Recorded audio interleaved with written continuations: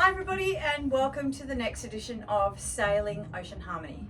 So our current trajectory is heading down towards Cadiz, but we want to tell you a little bit about our trip between Murcia and Sesenso going into Porto. Yep. So we had a lovely night in the anchorage in Murcia. It was very quiet. We didn't actually leave the boat. And then the next day we left for Sesendo, and we pretty much motor sailed all the way. Because we had some fog. We had quite a lot of fog and not a lot of wind, so we tried really hard to get some sails up, but every time we tried, we failed.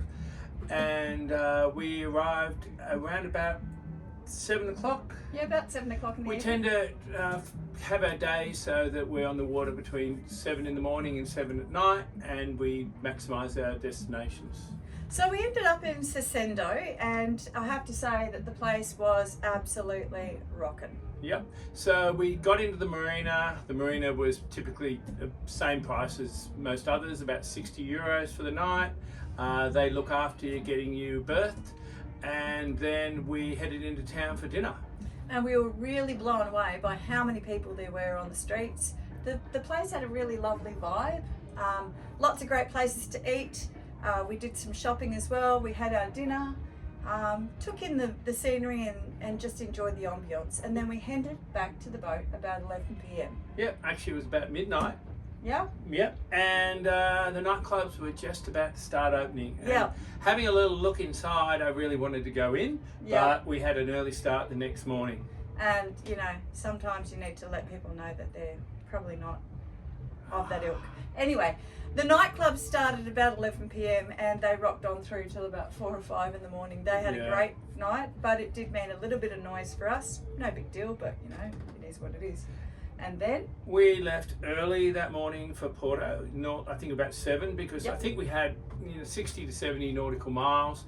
We picked a day where we had lots of wind, and that wind was about 20 to 30 knots and directly downwind. So it was a lovely day of sailing. Yep, and I sorted out the wing on wing with the boat, where you've got the mainsail on one side and the genoa on the other, and you kind of ride down the waves, because we did have 2 or 3 meters falling seas. And we arrived to Porto, and we had lots of dolphins on the way as well. Lots of dolphins. So we've got some great footage that we're going to add in. Yep, some dolphins on the way, and then we arrived to Porto. We had to drop the mainsail. That was a real challenge in the 3 to 4 meter swells, because the sail just doesn't fall nicely. And then we headed on up the river into Porto. There was really, really strong currents. Radioed the marina, and then we tried to dock. So the marina was beautiful. The staff at the marina were fantastic. I can't speak highly enough about the marina that we had at Douro. So Douro is a little village that's outside of Porto itself. And so the marina was fantastic. We docked in, had no problems there. We went and had a dinner at a fabulous restaurant. Yeah, and then it was at the marina, and I think we were both saying it was our best dinner. Probably our ever. best meal ever. Yeah, it was fantastic, and of course it's like about 50 euro. So that was us docking into Porto. The next morning, we got up and bright and early got the marina to call us a taxi to go into town, and we stopped at the Iron Bridge.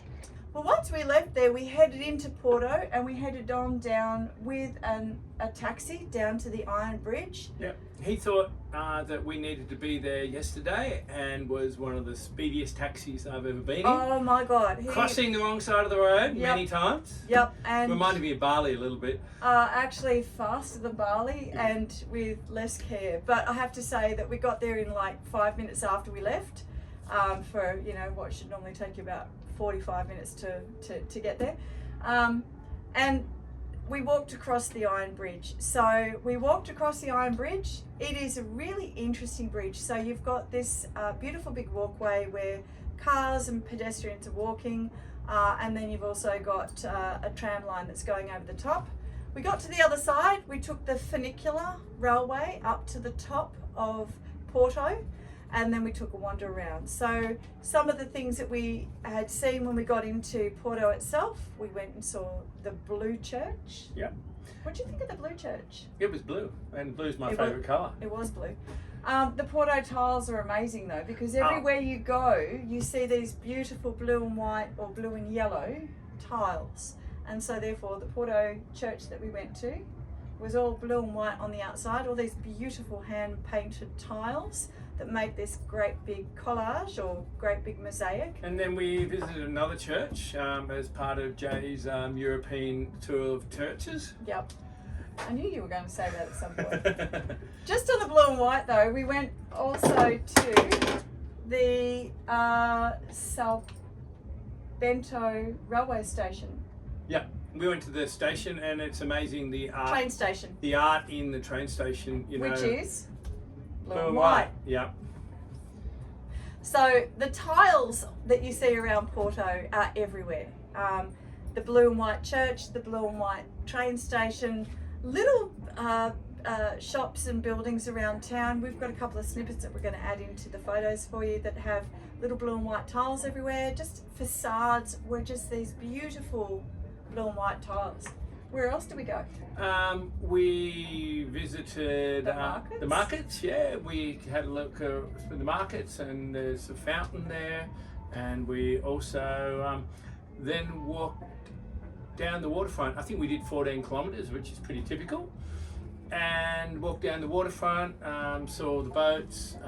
The waterfront is known as a really picturesque point in Porto because you've got these beautiful coloured buildings that face onto the waterfront, and then of course you've got the traditional boats that come up and down the river. But we were there when the current was flowing. So what was going on with the current? Well, the current, the boats were flying down the river one way, and it almost looked like a bit of a racetrack. Yeah. And then they turn around further downstream, and then they putt back up, and then do another loop. It was like kids on slides.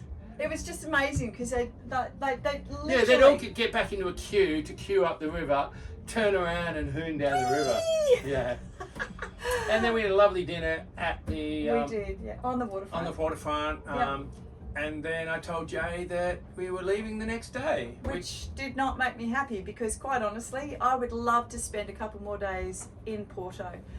One thing that we didn't get to see that we kind of regret was to visit the port houses. So, and I think that if you wanted to see all of Porto, you really want to spend three full days at least, there. yeah. Whereas we spent 2 nights and 1 day, and that was our Porto experience. We had to do the next trip down to Lisbon. And weather being weather, We you had to pick go. the weather, and when the weather says real Go. good, then you go. So that is why our trip to Porto was a little bit shorter than it should be. But I hope that you enjoy the photos that we put up and a little bit of video showing our wonderful time in Porto. And if I get time in my life again, I'll definitely be going back.